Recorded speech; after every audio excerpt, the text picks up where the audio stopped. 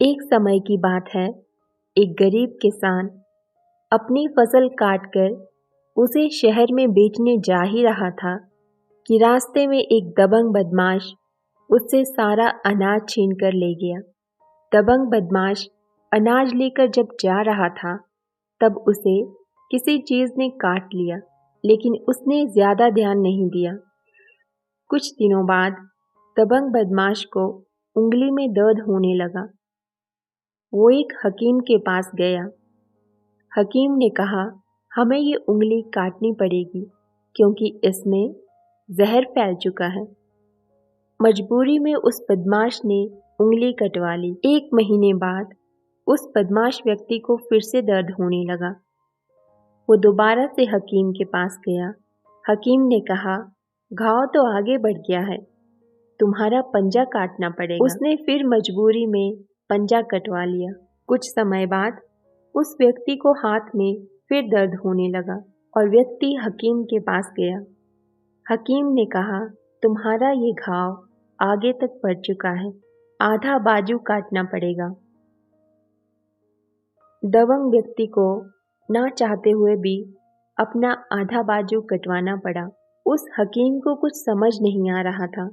आधा बाजू काटने के बाद हकीम ने उस दबंग व्यक्ति से बोला, तुमने कोई बुरा काम तो नहीं किया है ना, जिसकी वजह से तुम्हारा हाथ काटना पड़ रहा है? मुझे साफ साफ बताओ। उस व्यक्ति ने कहा कि करीब 6 महीने पहले मैंने एक किसान से उसका अनाज लिया था। जब मैं वहां से आ रहा था तो किसी चीज ने मुझे उंगली में काट दिया था। तब से ये समस्या शुरू हुई। हकीम ने उस दबंग व्यक्ति को कहा, यह तुम्हारे उन्हीं कर्मों का फल है, तुम जाओ और उस किसान से माफी मांगो। दबंग व्यक्ति माफी मांगने उसी गांव में पहुंचा। जब उसने किसान को देखा, वो उसके पैरों में गिरकर बोला, तुमने मुझे क्या श्राप दिया कि मेरी एक उंगली होते होते पूरा हाथ कट गया? किसान ने कहा, मैंने तुम्हें कोई भी श्राप नहीं दिया।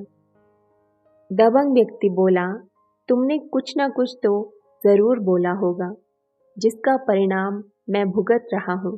तब किसान ने कहा, तुमने जब अपनी ताकत दिखाकर मुझसे अनाज छीन लिया था, उस वक्त मैंने ईश्वर को कहा, हे ईश्वर, मैंने इसका कुछ नहीं बिगाड़ा था, फिर भी ये अपनी ताकत मुझे दिखा रहा है।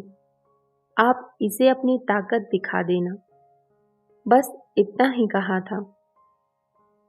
फ्रेंड्स, अक्सर बहुत से लोग खुद से कमजोर और असहाय इंसान को अपनी ताकत दिखाकर खुद को ताकतवर समझने लगते हैं। ये भूल जाते हैं कि ईश्वर हमें देख रहे हैं, और जब ईश्वर अपनी ताकत दिखाने लगते हैं और कर्मों की सजा देने लगते हैं, फिर उसका इलाज कहीं भी और किसी के पास नहीं मिलता। कोई व्यक्ति कितनी ही बड़ी हैसियत क्यों न रखता हो, लेकिन ईश्वर से बड़ा नहीं हो सकता।